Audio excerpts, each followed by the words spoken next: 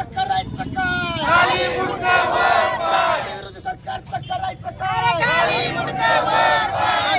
आमदार कैलास पाटील जमीन आमच्या हक्काची नाही कुणाच्या बापाची. जमीन आमच्या हक्काची नाही कुणाच्या बापाची. शेतकरी विरोधी सरकारचं करायचं काय? खाली मुंडकं वर पाय. शेतकरी विरोधी सरकारचं करायचं काय? खाली मुंडकं वर पाय. मागण्या आमच्या मान्य करा, नाहीतर पुढच्या खाली करा. मागण्या आमच्या मान्य करा. नाहीतर पुढच्या खाली करा. शेतकरी विरोधी सरकारचं करायचं काय?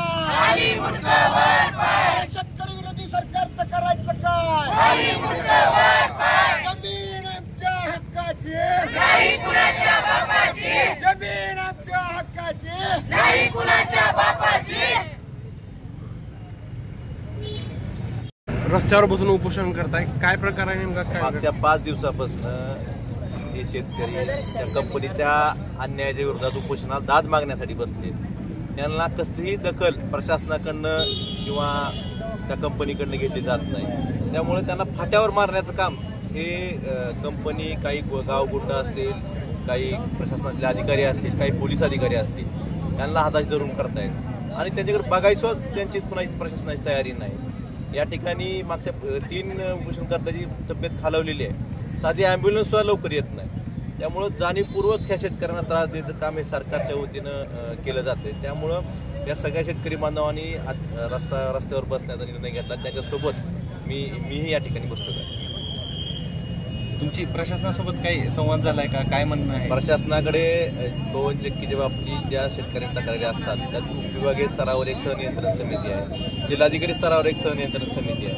त्या समितीकडे ज्यावेळेस शेतकरी तक्रार करतात, तहसीलदार तक्रारी करतात, अधिकाऱ्याकडे तक्रारी करतात किंवा जिल्हाधिकारी तक्रार, त्याची सुनावणी घेणं गरजेचं असताना हे अधिकारी सुनावणी का घेत नाही? त्या सुनावणीला कंपनीचे प्रमुख अधिकारी उपस्थित राहणं आवश्यक असताना फक्त त्या ठिकाणी काही स्थानिक गुंड किंवा एजंट लोक कंपनीचे हे अधिकारी कंपनीचे प्रतिनिधी उपस्थित असतात. ते शेतकऱ्यांना दबाव आणतात आणि सुनावण्या आजपर्यंत प्रकरणं किती आली आणि प्रशासनानं ती प्रकरणं किती मार्गी लावली याची मी प्रशासनाला वारंवार लेखी माहिती मागतो. प्रशासन मला माहिती द्यायला तयार नाही. का देत नाही माहिती हाही प्रश्न माझ्यासमोर. दादा, तुम्ही विधानसभेचा आवाज उचलला होता, शेतकऱ्यांना शेतात मारहाण होते, काय पुढे काय झालं? जशाप्रमाणे राजाकार होते त्या राजाकाराप्रमाणे पोलिसातले काही अधिकारी कंपनीची सुपारी घेऊन काम करतायत. त्याची चौकशी झाली पाहिजे होती. याबाबत गेल्या परिषदेच्या माध्यमातून विधानसभेत प्रश्न उपस्थित केला होता. त्याला पोलिसांच्या वरिष्ठ अधिकाऱ्यामार्फत चौकशीचे आश्वासन सरकारनं दिलेले आहे. पण अद्यापर्यंत कुठलीही सुनावणी चौकशी झाल्याचं मला निष्पन्न झालेलं नाही किंवा माझ्या माहितीत नाही. तर ह्या प्रकरणाची, या शेतकऱ्यांना मारहाण झाली ह्या प्रकरणाची सखोल चौकशी होऊन दोषी अधिकाऱ्यावर कारवाई करणं अपेक्षित असताना अद्यापर्यंत सरकारनं घोषणा जरी केली असली फक्त की आम्ही चौकशी करू, तर प्रत्यक्षात कुठलीही चौकशी किंवा कुणावरही कारवाई सरकारनं केलेली दिसून येत नाही. जिल्ह्यातली परिस्थिती पाहता पुढची भूमिका काय असणार आहे? शेतकऱ्यांच्या बाबतीत शेतकऱ्यांचं जे म्हणणं आहे, शेतकऱ्यांवर जो अन्याय दलालाच्या मार्फत, कंपनीच्या मार्फत, काही पोलीस अधिकाऱ्यांनी केलेला आहे किंवा प्रशासनातल्या काही अधिकाऱ्यांनी केलेला आहे, त्या अन्यायाला म्हणजे त्या मागणीसाठी, दाद मागण्यासाठी जे शेतकरी बसले त्यांना न्याय मिळेपर्यंत मी त्यांच्यासोबत त्यांच्या लढ्यात सहभागी होणार आहे. परवडली, इंग्रज परवडले.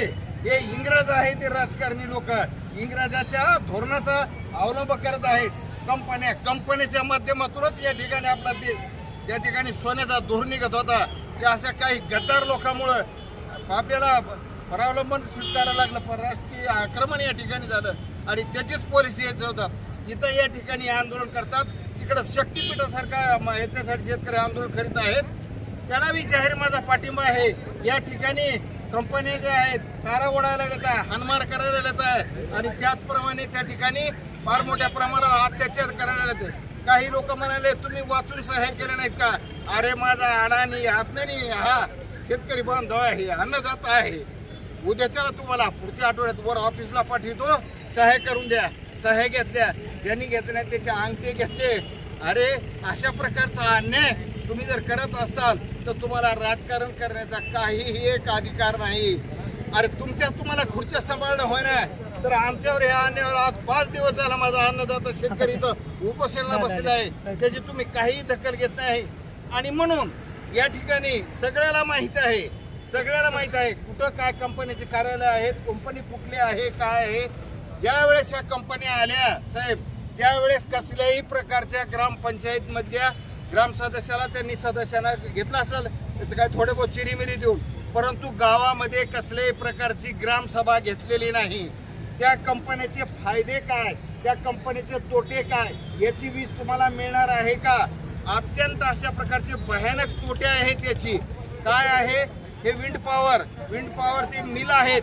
त्या मिल फिरायला लागल्या की त्या ठिकाणी गोल गोल गोल अशा प्रकारचे वर्तुळ तयार होत जातात आणि त्या वर्तुळामध्ये आधीच आपला धाराशिव जिल्हा आवर्षण प्रवणग्रस्त आहे. कमी पाऊस पडतो, ते ढग वर जाणार, पाऊस या ठिकाणी पडायचं प्रमाण कमी होणार.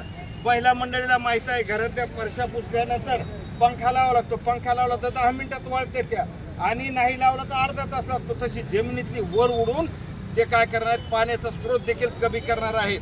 त्या ठिकाणी हे आंदोलन वाशिला तहसील कार्यालयासमोर झालं आणि दुसऱ्या दिवशी रिन्यू कंपनीवाल्यानं त्याच्यातून विद्युत प्रवाह प्रवाहित केला आणि लोकांना सांगितलं की या ठिकाणी जर तुमचे जनावरं मुलं बाळं जर गेली तर त्याच्यापासून जी जीवितहानी वित्तहानी जर झाली तर आम्ही कसल्याही प्रकारचं त्या ठिकाणी जबाबदार राहणार नाहोत. म्हणजे काय यांची काय गुंडशाही आहे का काय? गाव गुंडाच्या हाताची धरून ह्याची सखोल चौकशी करण्यात यावी. याच्या पुढे मी असं म्हणेल की ह्याच्यामध्ये जे जे लोक आहेत, जे जे अधिकारी आहेत, जे जे पदाधिकारी आहेत, शासन आहे, ज्या मंत्र्याकडे जे खातं आहे त्याची देखील CID मार्फत चौकशी करण्यात यावी. आणि आमच्या शेतकरी बांधवाला यांनी अंधारामध्ये ठेवलेला आहे. पोलीस प्रशासनाला धिक्कार करतो मी. त्या DSPने बासुरी आहे तर दाखवा या ठिकाणी येऊन आम्हाला अटक करू. शेतामध्ये जाता तुम्ही मारता का काय? तुमचं पोलीस प्रोटेक्शन त्यांच्यासाठी काम करायलंय का आमच्यासाठी शेतकऱ्यासाठी काम करायलंय? याच्यामुळं यामध्ये काहीतरी कुठं दाल में कुछ काला आहे. अरे मी तर म्हणे सगळी दाळच काळी आहे. यामुळं याचा ताबडतोब चौकशी करून योग्य त्या प्रकारे रीतसर न्याय मिळेल असे याचा मोबदला देण्यात यावा. नाहीतर आम्हाला ह्या पवनचक्कीची गरज नाही. मी माझे इथं बसलेले 2-4 बांधव, माझा मुलगा, आम्ही धरणग्रस्त आहोत, देशोधडीला लागलेली माणसं आहोत आम्ही. तरी देखील माझ्या स्वतःच्या हिमतीवर मी क्लास 2 झालो.